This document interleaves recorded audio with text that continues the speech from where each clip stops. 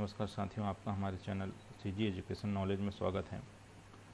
जैसा कि आपको बता दें कि सत्र 2021-22 के शैक्षणिक कार्य आरंभ होने के साथ साथ बोर्ड द्वारा नियमित परीक्षार्थियों के लिए ऑनलाइन पंजीयन कार्य भी प्रारंभ कर दिया गया है।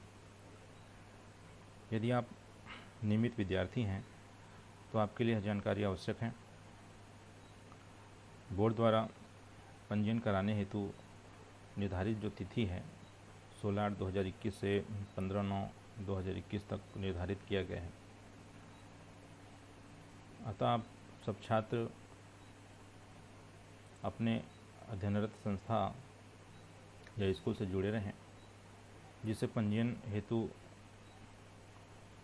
आवश्यक जानकारी आपको मिल सके और बोर्ड परीक्षा हेतु आपका पंजीयन जो है समय पूर्व हो सके। बता दें कि बोर्ड परीक्षा में उन्हीं छात्रों को बैठने का अवसर दिया जाता है जिन छात्रों का पंजीयन अध्ययनरत संस्था द्वारा शिक्षा बोर्ड के साइट पर किया गया हो।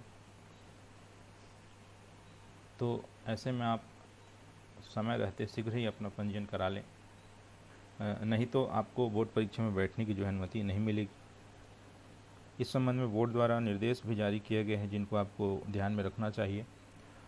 ये निर्देश जो है, जैसा कि आप देख पा रहे हैं, छत्तीसगढ़ शिक्षा मंडल के जो पोर्टल है उसमें ये सूचना पटल पर ये निर्देश जो है जारी किया गया था। ये आप यहाँ से देख सकते हैं क्लिक करके। सूचना पटल पर जो ये जानकारी आपको मिलेगी यहाँ पर, जैसे कि हाई स्कूल हायर सेकेंडरी परीक्षा वर्ष 2022 के नियमित परीक्षार्थियों के लिए ऑनलाइन आवेदन भरने विषयक। तो ये आप जैसे क्लिक करेंगे तो ये निर्देश आपके सामने खुल जाएगा, जो कि 11/8/2021 को जारी किया गया था। समस्त मान्यता प्राप्त संस्थाओं के प्राचार्यों को ये निर्देश जो है शिक्षा बोर्ड के द्वारा जारी किया गया था, जिसमें विषय था हाई स्कूल हायर सेकेंडरी परीक्षा वर्ष 2022 की परीक्षा में सम्मिलित होने वाले नियमित परीक्षार्थियों के लिए ऑनलाइन आवेदन भरने विषयक। जहाँ पे आप देख पा रहे हैं कि यहाँ पे जो तिथि है मान्यता प्राप्त संस्थाओं द्वारा मंडल के पोर्टल पर 16/8/2021 से 15/9/2021 तक की जो तिथि है निर्धारित किए गए हैं, और इसी तिथि के आधार पर ही जो समस्त जो पंजीयन कार्य को पूरा किया जाना है। तो ऐसे में आप इस समय अवधि को विशेष रूप से ध्यान में रखें और समय रहते अपना जो है बोर्ड परीक्षा के लिए पंजीयन जो है शीघ्र करा लें। साथ ही साथ इसमें आपको ध्यान में रखने वाली बात यह है कि नियमित, यदि आप परीक्षार्थी हैं, नियमित विद्यार्थी हैं, तो उसके लिए आपकी पात्रता जो है क्या होनी चाहिए। तो यहाँ पे दो स्तर है, जैसे हाई स्कूल हायर सेकेंडरी का। तो उसमें सबसे पहले हम ये देखते हैं कि हाई स्कूल परीक्षा में आप जब बैठ रहे हों तो उसके लिए आपकी अपनी पात्रता क्या होगी। तो इसको मंडल द्वारा जो है स्पष्ट किया गया है, जिसमें 4 ऐसे बिंदु दिए गए हैं, 1.1, 2, 3 और 4 का। तो 1.1 में जो बात बताई गई है उसमें आपको ज़रूरी ये है कि यदि आप कक्षा 10वीं की परीक्षा दे रहे हैं तो वर्ष 2022 के लिए कक्षा 10वीं की परीक्षा दे रहे हैं तो 2021 में आप 9वीं की परीक्षा उत्तीर्ण किए हुए हों, यह आपकी एक पहली पात्रता होगी। दूसरे नंबर में 1.2 वर्ष 2021 में यदि आप छत्तीसगढ़ माध्यमिक शिक्षा मंडल रायपुर की कक्षा 10वीं की परीक्षा में आप यदि अनुत्तीर्ण हुए छात्र हैं प्रथम बार, तो ऐसे छात्रों को भी एक बार पुनः अवसर दिया जाता है शिक्षा बोर्ड के द्वारा। तो ये एक दूसरी एक पात्रता है कि यदि आप पिछले वर्ष कक्षा 10वीं पढ़ रहे थे और कहीं आप फेल हो गए हों तो दूसरी बार आपको एक और अवसर जो है प्रदान किया जा सकता है। तो ये अवसर इसमें जो है आपको मिलेगा यदि आप प्रथम बार अनुत्तीर्ण हुए हों तो। और ऐसा तो इसमें नहीं है कि 2021 में कई ऐसे छात्र जो ऐसे गिने चुने कहीं होंगे तो होंगे, बाकी सभी जो है उत्तीर्ण छात्र ही हैं। तो इसको थोड़ा ध्यान में रखिएगा 1.2 का। और 1.3 की जो स्थिति है वो है वर्ष 2021 में छत्तीसगढ़ माध्यमिक शिक्षा मंडल रायपुर की समकक्ष अन्य मंडल अथवा परीक्षा निकायों की कक्षा 10वीं की परीक्षा अथवा समकक्ष परीक्षा में प्रथम बार अनुत्तीर्ण परीक्षार्थी, तो ये 1.2 और 1.3 ये एक जो समकक्ष स्थिति बताई जा रही है। इसमें जैसे अनुत्तीर्ण जो एक बार अनुत्तीर्ण हुए हैं परीक्षार्थी उनको अवसर दिया जा सकता है। 1.4 की स्थिति है वो है सत्र 2019-20 में कक्षा 9वीं उत्तीर्ण छात्र जो किसी कारणवश कक्षा 10वीं वर्ष 2021 की परीक्षा में सम्मिलित नहीं हो सके हैं, या जिन परीक्षार्थियों ने 9वीं उत्तीर्ण 2019-20 में किया हो और 2020-21 में वो 10वीं की परीक्षा नहीं दे पाए हैं, तो ऐसे छात्रों के लिए जो है 2021-22 में एक अवसर और उनको प्रदान किया जाता है, जिसमें आपको शपथ पत्र प्रस्तुत करने होते हैं 1 साल के गैप यदि आपने किए होंगे तो ये 1 वर्ष का जो अंतराल है उसके लिए आपको शपथ पत्र देना है, जिसमें गैप सर्टिफिकेट जिसको हम कहते हैं वो आपको प्रस्तुत करना होगा। तो ऐसे ये 4 ऐसे मापदंड दिए गए हैं पात्रता जिसको हम कहें, तो इसकी जो स्थिति है हाई स्कूल परीक्षा में बैठने के लिए स्पष्ट किया गया है। इसी प्रकार जो तीसरा जो बिंदु है उसमें हायर सेकेंडरी जो 12वीं स्तर की परीक्षा में शामिल होने वाले परीक्षार्थियों के लिए ये जो पात्रता है वो भी ऐसे ही 4 बिंदुओं पर बताया गया है, जिसमें 3.1, 2 और 3 और 4 दिया गया है। इसमें 3.1 में कक्षा 11वीं वर्ष 2021 की जो परीक्षा है वो उत्तीर्ण किया हुआ हो ऐसा परीक्षार्थी कक्षा 12वीं की परीक्षा में बैठ सकता है। दूसरी दशा जो बताई गई है 3.2 में वो है छत्तीसगढ़ माध्यमिक शिक्षा मंडल रायपुर की वर्ष 2021 की कक्षा 12वीं में प्रथम बार अनुत्तीर्ण परीक्षार्थी, जो एक बार फेल हुआ हो ऐसा परीक्षार्थी जो है पुनः दूसरी बार जो है 2022 की जो परीक्षा है उसमें 12वीं वो पुनः 12वीं की परीक्षा दे सकता है।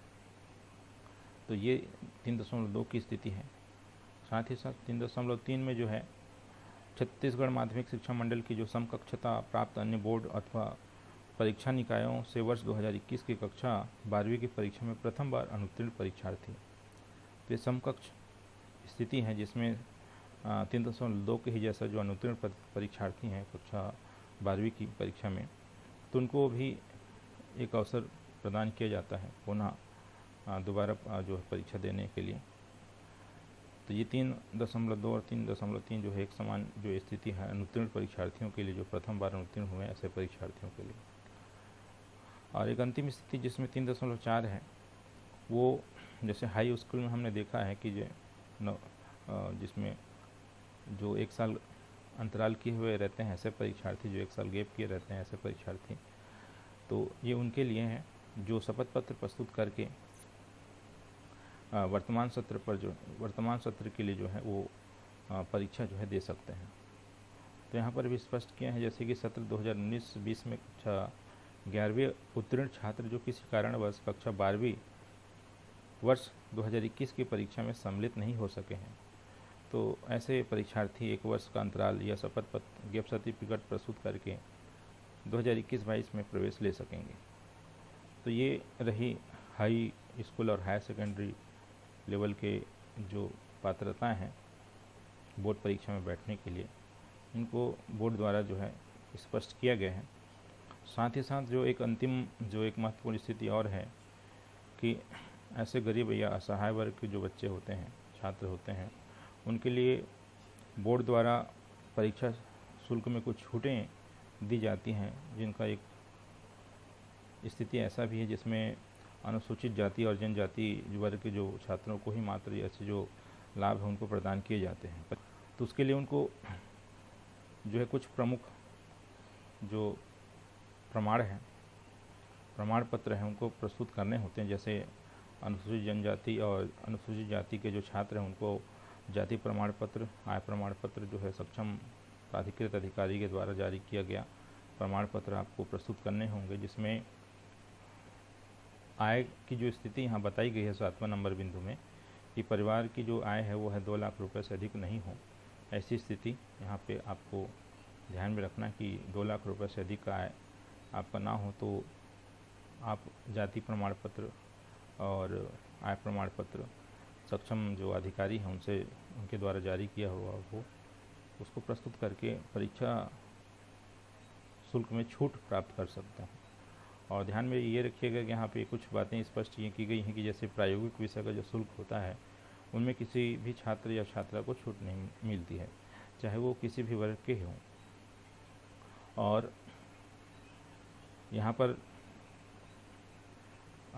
बताया गया कि जो अनुत्तीर्ण परीक्षार्थियों के लिए छूट जो है नहीं मिलती है। ये अपात्र जो हैं, ऐसे जो छात्र अपात्र कहे जाएंगे जो अनुत्तीर्ण हुए हैं पूर्व वर्ष की परीक्षाओं में, तो उनको ये जो छूट है नहीं मिलती है। तो इनसे जुड़ी हुई जानकारी आप अपने विद्यालय स्तर पर और अधिक जानकारी प्राप्त कर सकते हैं यदि आप परीक्षा शुल्क में छूट चाहते हैं तो। और यहाँ पर जो स्थिति जो है स्पष्ट जो किया गया है वह बोर्ड द्वारा स्पष्ट किया गया है कि भाई यदि आप परीक्षा शुल्क में छूट चाहते हैं तो सिर्फ ये 2 ही वर्ग के जो छात्र के बच्चों को ही ऐसा लाभ जो है मिल पाएगा, अनुसूचित जनजाति और अनुसूचित जनजाति के बच्चों को। साथ ही साथ जो प्रथम बार जो अवसर ले रहे हैं ऐसे परीक्षार्थी, अनुत्तीर्ण या जो फेल हुए परीक्षार्थी हैं, उनको ये ऐसा छूट नहीं दिया जाएगा। इस बात को भी आप थोड़ा विशेष ध्यान में रखेंगे। तो ये तो रही पंजीयन संबंधी जो जानकारियाँ हैं वो आपके लिए महत्वपूर्ण हैं। और यहाँ जो तिथि निर्धारित की गई है बोर्ड द्वारा उसको आप अवश्य रूप से ध्यान में रखें, जिससे कि समय रहते आपका बोर्ड परीक्षा है तो ऑनलाइन जो है पंजीयन हो सके।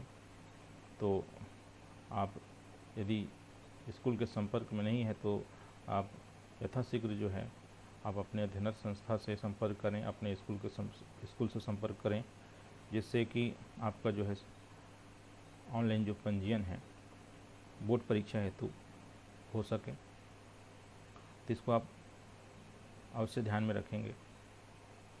और भी इसी तरीके से शिक्षा से जुड़ी हुई जानकारी के वीडियो देखने के लिए हमारे चैनल को सब्सक्राइब करें, शेयर करें और हमारे चैनल से जुड़े रहें। धन्यवाद।